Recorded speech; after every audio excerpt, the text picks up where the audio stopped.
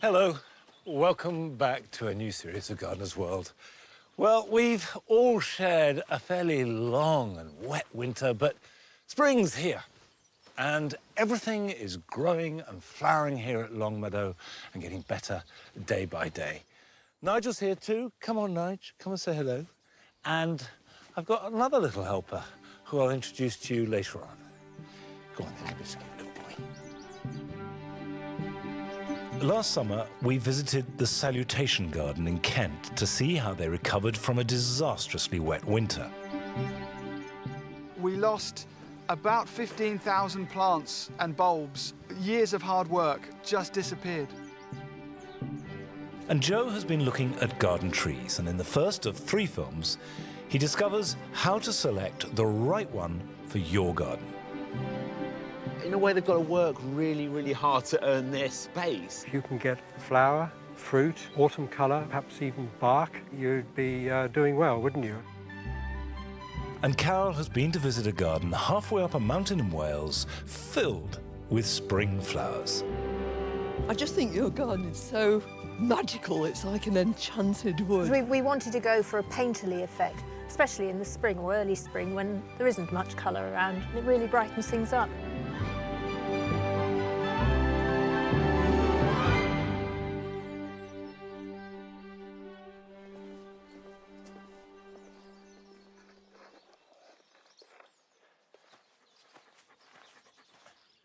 The snowdrops in the spring garden are coming to an end. They were actually at their best about a week ago. Funnily enough, they weren't really unseasonable this year. A lot of stuff was early, but the snowdrops flowered at the end of January and into February as normal. But whatever point they're at, now is the perfect moment to divide and spread them. Snowdrops spread by seed very well, but slowly. So the best way to do it is to lift them and divide them either when they're flowering or just afterwards. And for example, this clump here is perfect. So just dig up a clump, be ruthless.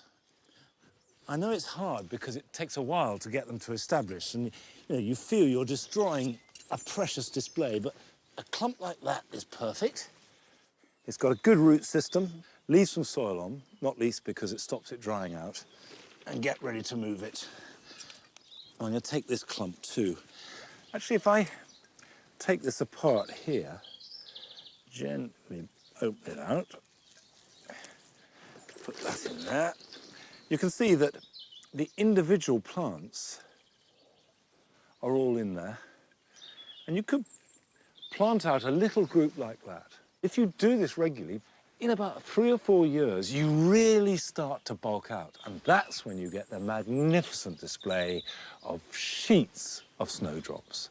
All the snowdrops in the spring garden came from a little clump, not much bigger than that, 25 years ago.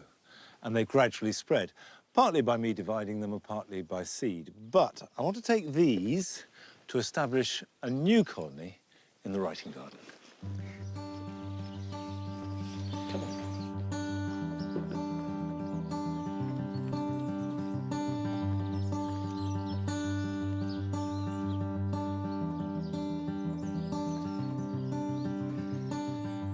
Here at Longmeadow, it has been incredibly wet, but it's also been warm, and apparently we've all had the warmest winter since records began, which was 1659. So that's bound to affect our gardens. For example, this area was underwater for weeks on end, and the new rhubarb bed loved it. We've been picking rhubarb since the end of November. The wet weather has hindered the normal winter work, hasn't stopped it altogether. These beds, there are 8 of them, have been replanted with alliums rather than tulips, and flowers are coming at all times, which are completely perplexing. For example, wallflowers normally flower April, starting to flower now at the end of February. And the beds that we have here for 10 years have been filled with salad crops. And we pick them in autumn, and by Christmas, normally they've done their thing. The weather has ravaged them. Not a bit of it this year. Chicory still going strong. We've got lettuce without any protection. And it has broken all the rules for normal winter weather. The biggest surprise this winter have been daffodils. Now, I know this has been common right across the country. For example, the daffodils here in the Long Walk are coming to an end. They were at their best at the end of January. I've known nothing like that in my life, and I guess this is something we're just going to have to get used to, this kind of irregularity. The dual garden has had a quiet winter, but then it always does. It's been very easy. Things like the phormiums have needed no protection, and there have been a bit of irregular growth. For example, the clematis are just romping away. This one here, for example, is looking with the same sort of growth that you would normally get in April. They still need pruning, and I'll show you how to do that later. And this euphorbia, this is Euphorbia wolfenii, has had these inflorescent cymes for about a month now. Now, how long they'll last, I don't know. They're lovely, but they're slightly at the wrong time. The whole thing is all a little bit mixed up and out of kilter. However, Carol has been to see a garden in Carmarthenshire in Wales that always has to deal with quite tricky weather conditions. And this year, despite the winter we've had, is looking fantastic.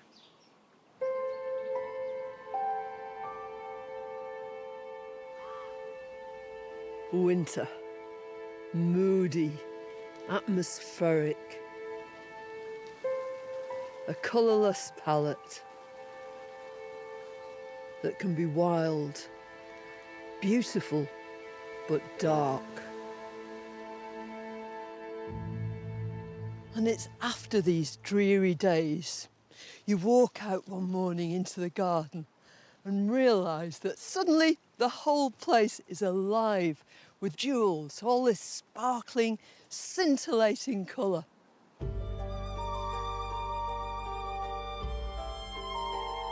Julian and Fiona Wormold have created a beautiful garden full of early spring colour on an exposed hillside. I just think your garden is so magical. It's like an enchanted wood. Oh, thank you. And I just love the way you use your plants. We tried to get in lots of flowers, particularly insect-friendly flowers. So we started off just trying a few crocus here. Yeah. And I planted the cream beauty, and they did very well. So we thought we'd introduce some other colours. Right. We wanted to go for a painterly effect and sort Yeah. of impressionistic, especially in the spring or early spring when there isn't much colour around, certainly in the landscape, and it really brightens things up. We're 800 feet up. It's pretty chilly, it's extreme. And very high rainfall. Yeah.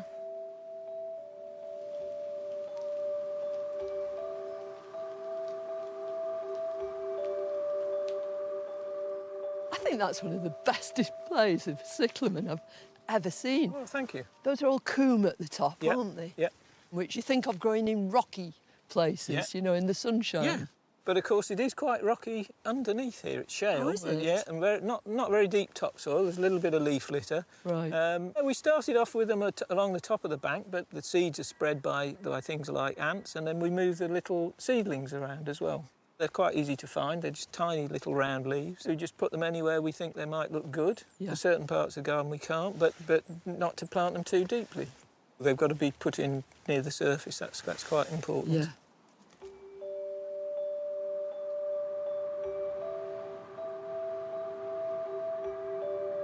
For the greatest part, these plants are bulbs, corms, tubers. They've been growing invisibly under the surface of the soil for months, and it's only when the temperatures rise that they begin to pop up their heads and make their show. Lots of blues, whites, purples, lavenders, yellows, all the colours that bees love. The great majority of these plants are short of stature. You need to be if you're not going to get blown this way and that. And most have tiny flowers.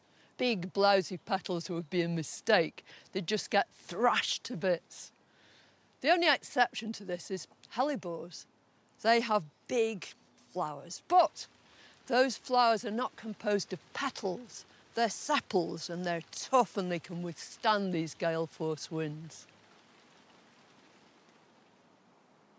Yeah, hellebores look so pleased with themselves, don't they? Oh, they do. But there's no foliage. You've taken all the leaves off. We start taking the leaves off back in August when the first heterofolia cyclamen pediphilia flowers appear in other parts of the garden, Yeah. and gradually remove it until late September, early October, when we take all the foliage off. So is it solely to make sure that there's enough light for the bulbs that are coming Yes, through? and it's tidy. I mean, I actually prefer to see the flowers without the leaves. You see them more clearly. Everything looks completely natural. That's what we've aimed for. We've always wanted a garden that sat well in the landscape and complemented the house.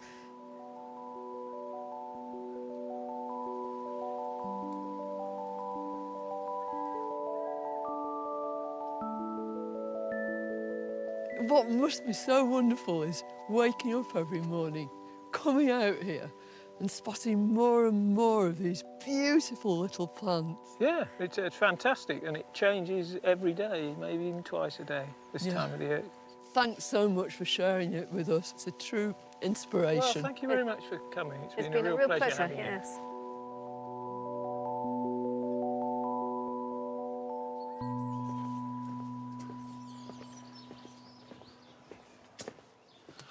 Although, of course, I agree that seeing the garden change day by day is one of the thrills of this time of year.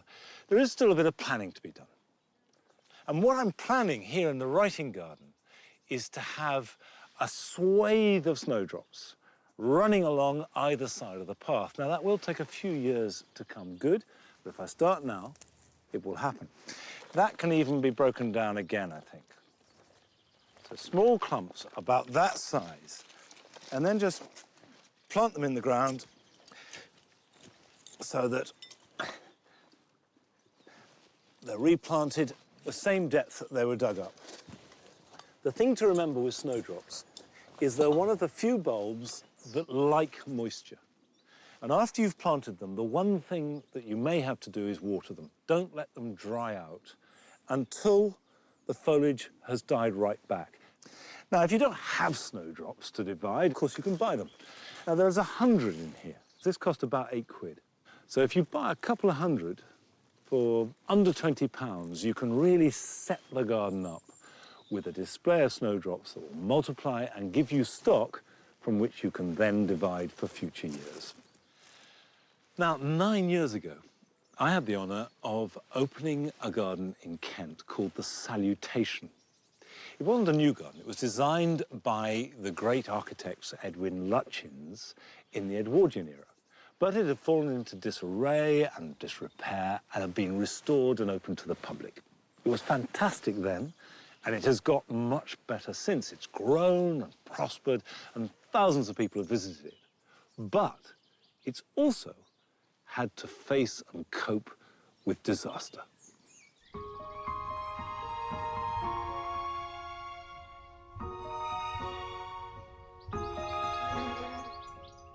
The garden is a very special place for me because of the Lutyens house at the heart of it, but also because the garden has very strong lines being designed by an architect. But within that, it's become my plant playground.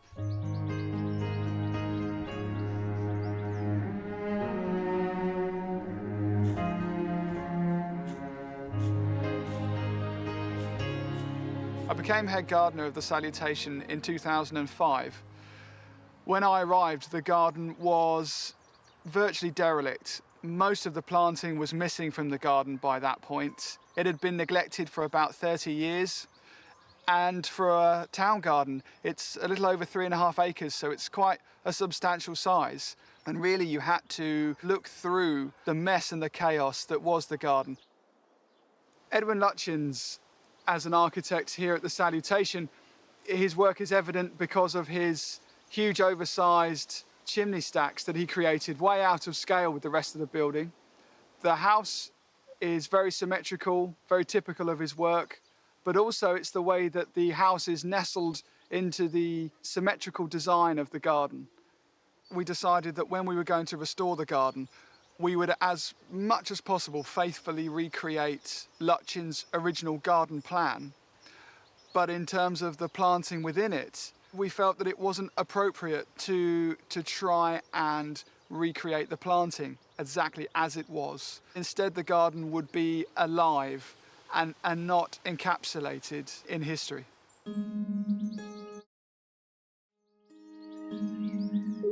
The restoration proper had finished. and we were settling into gardening life.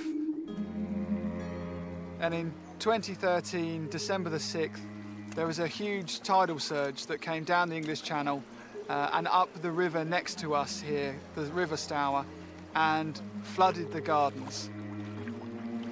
At its deepest point, we were about 5 feet underwater. Because the garden is lower lying than the river, it trapped about 5 million litres of mixed fresh and salt water in the garden that we had to set about as quickly as we could, removing with pumps. The impact of the garden was devastating, really, and we lost about 15,000 plants and bulbs. Years of hard work just disappeared. And there was a famous poem by a Frenchman, and he said that in the depths of winter there lies in me an invincible summer. That really helped me through that flooding period.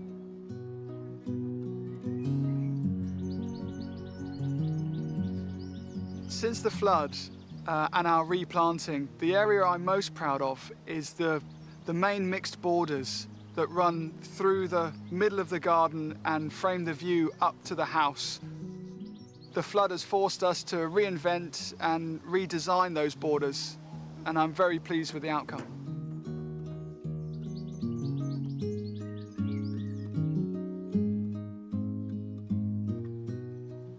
So this is classic Lutchens. Beautiful red brick path here, really deep, rich borders, full of a massive range of plants, typical of the period. We have a fantastic dahlia here, same colour as the canna behind it, but very different flower forms, working really well together.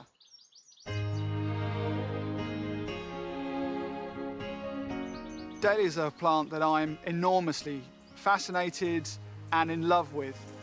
They are incorporated into every part of the planting arrangements through the borders in the gardens here.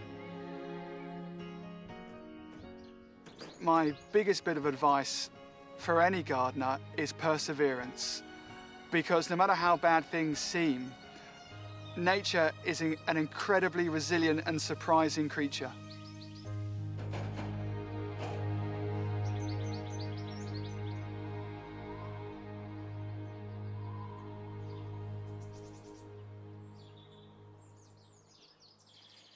It's great to see the Salutation looking so good after my last visit. And I do know that however disastrous a flood might seem, it's amazing the way that it recovers. And within a few months, everything is blooming. Now, you may have noticed that there's an extra dog. 2 Nigels, or at least a Nigel and a half. This is Nellie, who is very keen on the biscuit I've got in my hand. There you go now. There you are, Nigel. We'll be seeing a little bit of her, but she's completely naughty, unlike Nigel. So, to a certain extent, you're a bit of a wild card, aren't you, Nell? Come on.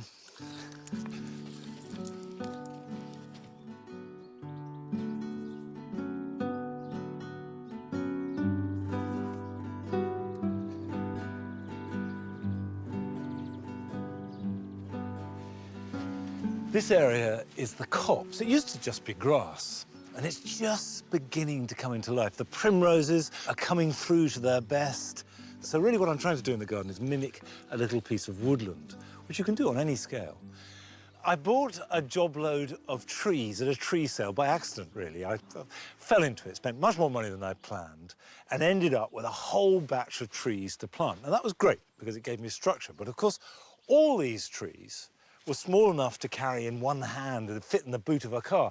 And even things like this cherry, this is the wild cherry, or Gian as it's known, started out really small, and it's great to see them grow, to be in a garden long enough to see them develop into full-size trees. Although I would say that the wild cherry is not perhaps the ideal tree if you've got a small garden, because they do have a habit of sucking up all the moisture and all the goodness from the ground. You can see there are hardly any primroses.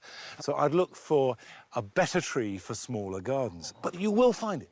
There are lots and lots of trees. And even an oak tree, be gentle with her, can work. This is an oak, Quercus robur, and it's a complete mistake to think that you can't plant an enormous oak or beech because you won't live to see it grow. Every stage of its growth, from a tiny little sapling to a monstrous 100 or 300-year-old tree, is fascinating. There is a tree out there for your garden, however big or small it might be. And Joe has been to a tree nursery to have a look at the selection. I believe that every garden should have at least one tree. But the range and variety of these marvellous plants is dazzling. So how do you know which one to pick? This tree nursery in Worcester is one of the largest in the country, and Nick Dunn is on hand to guide me through the choices. Hello, Nick. Good to see you. Hi, nice to meet you. Thank you. Wow, what a fantastic nursery. You've got some amazing trees here. Say you know you want some trees in your garden. What are the first considerations to think about? Well, overall space. Where can you allocate a tree to? Most trees that we grow for gardens specifically are small. They're not that vigorous. They can be pruned. There's a tree for every garden. There's a tree for every basically. garden and every space. Can I help? Should we Yes, get a little please. thing Yep, going yep. here? Lovely, thank you, Joe. But what about soil conditions? Most of our trees that we grow specifically for gardens can tolerate a very wide range of soil conditions. From somewhat acid to quite alkaline.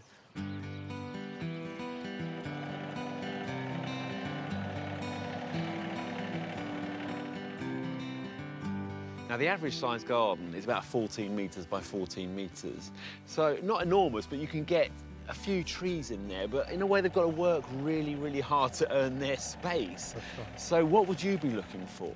If you can get 2 or 3 seasons performance within that tree, flower, fruit, autumn colour on the leaf, perhaps even bark, you'd be doing well, wouldn't you? And there are some trees that will function like that and So what sort of give you the things? choice. This crab apple or something? Well, if you look at these crab apples, I mean, just the crab apple itself comes in various sizes, colours, persistency. Some will mature early for making crab apple jelly. Others will feed birds late into the winter. This is just one tree. And the flowers in spring are beautiful as well. Oh, fabulous. From flowers to foliage, trees have so much to offer, and perhaps one of their best attributes is spectacular leaf colour that can change with the seasons. And it's mid-September now, and the autumn hues are starting to come through, aren't they? All those fabulous colours that we expect. This is a nice one. What's that, a euonymus, is it? It is. It's euonymus red cascade. It's got good fruit colour and a very interesting corky bark as well. So it's a multi-featured tree.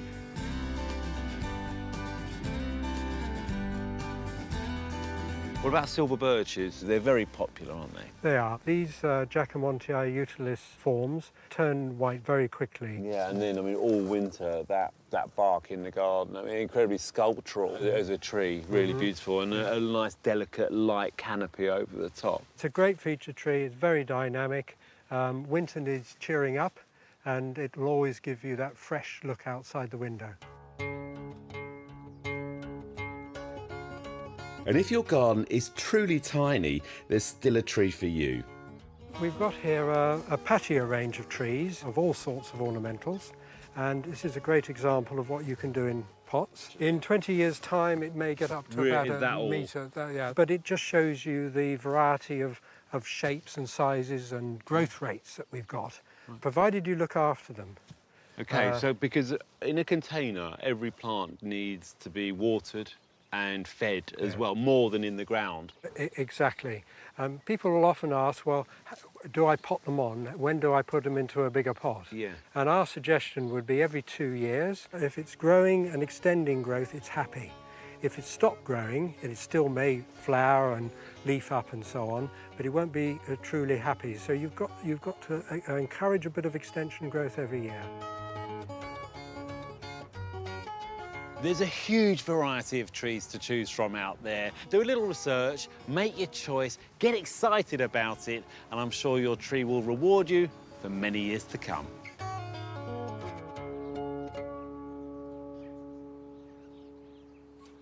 Well, next week, Joe is going to be looking at how to plant trees so that they thrive and grow as well as possible. Come on, you. Come on.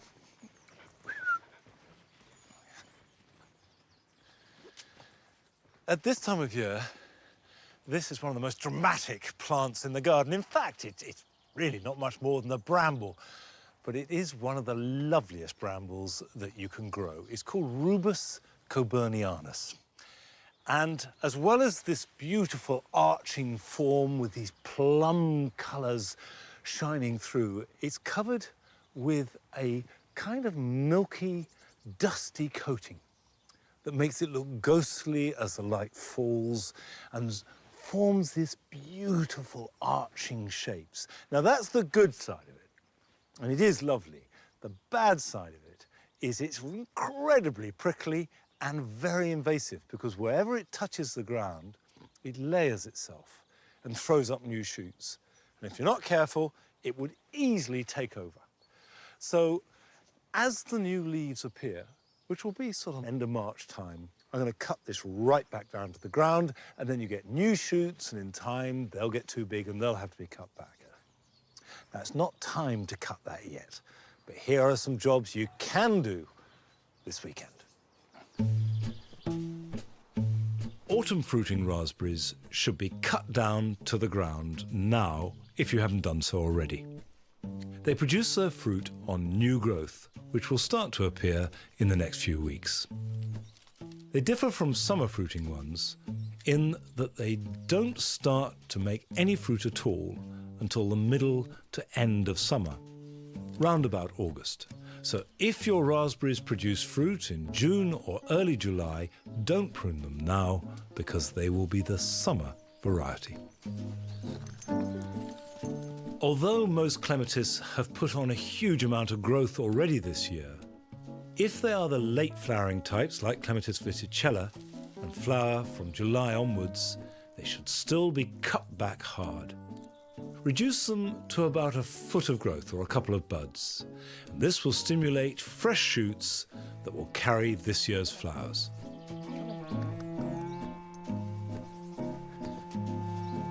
It's a good idea to sow chillies as soon as possible if you've got somewhere warm for them to germinate. Fill a seed tray with a peat-free compost and sprinkle the seeds thinly onto it. Cover them over and water them, and put them somewhere warm to germinate, at least 20 degrees. They may take a few weeks to appear, but they do need a nice long time to establish good plants. Come on. Poor Nigel, Nell. Poor Nigel. He's poor boy. Don't bully him. Come on, Nige. Right. The light's coming in. It's getting a little bit chilly. That's the end of this week's programme. But I'll see you back here at Longmeadow next time. Till then, bye-bye. Come on, dogs. Come on.